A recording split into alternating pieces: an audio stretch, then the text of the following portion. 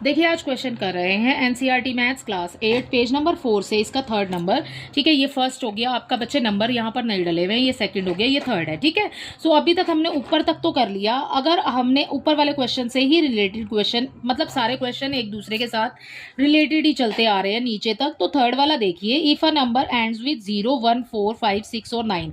ठीक है, हमने इस पैटर्न में आपसे सेकंड में पूछा था, आपने इस पैटर्न में क्या ऑब्जर्व किया? भाई हमने ऑब्जर्व किए कि नंबर्स जो है ना यूनिट प्लेस पर हमारे पास क्या आ रहा है, 1, 4, 9, 6, 5 और उसके बाद में फिर रिपीट हो रहे हैं, देखो 6, 9, 4, 5, 4, 1 और 0। ठीक है, सो हमारा ये 5 और ये 0 और उसके बाद में बाकी सारे नंबर जो है रिपीट हो रहे हैं। तो हमने क्या ऑब्जर्व किया कि हमारे यूनिट प्लेस पर ये वाले नंबर आ रहे हैं, तो उन वाले नंबर्स को हमने यहाँ पर लिख लिया। ठीक है, सो हमने ये ऑब्जर्व किया। आगे आप थर्ड में देखिए कि ये बोल रहे हैं कि अगर कोई नंबर हमारा इन नंबर्स पर यूनिट प्लेस पर, अगर इनमें से कोई नंबर आता है, बेटा किसमें से, इसमें से कोई नंबर आता है, या आपके क्वेश्चन में भी दिया है कि इनमें से कोई नंबर आता है, तो क्या वो हमेशा ही एक परफेक्ट स्क्वायर होगा?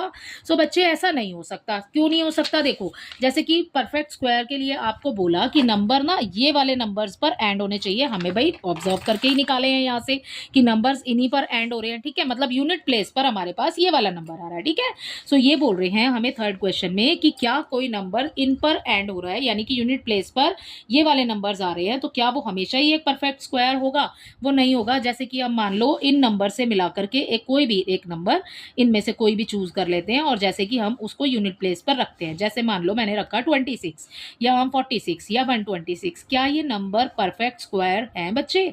नहीं है बच्चे। ठीक है, तो जब आप अपने इस टेबल को देखोगे या कंपेयर करोगे तो आप देखोगे कि इनमें से कोई भी नंबर हमारा परफेक्ट स्क्वायर नहीं है। सो हमेशा ऐसा नहीं होता कि अगर हम इन नंबर से मिलाकर के कोई नंबर बनाएं और वो हमेशा ही परफेक्ट स्क्वायर हो। ठीक है, सो ऐसा हमेशा पॉसिबल नहीं है। सो मैंने यहाँ पर क्रॉस लगा दिया।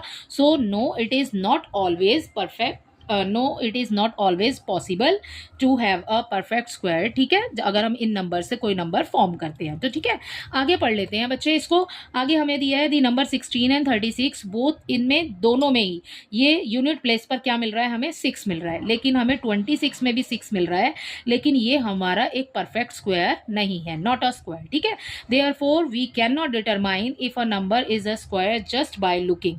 तो हम देख कर नहीं बता सकते कि कोई नंबर 6 पर एंड हो रहा है तो भाई वो परफेक्ट स्क्वायर होगा। ठीक है, सो हम डेफिनेटली नहीं कह सकते। बट अगर कोई नंबर हमारा 2, 3, 7 और 8 पर एंड हो रहा है तो हम डेफिनेटली कह सकते हैं, definitely we can say that it is not a square. ठीक है, सो इन 4 नंबर्स के बारे में हम पक्का श्योर है कि अगर कोई नंबर के यूनिट प्लेस पर ये नंबर में से कोई नंबर है तो वो एक परफेक्ट स्क्वायर नहीं होगा। ठीक है,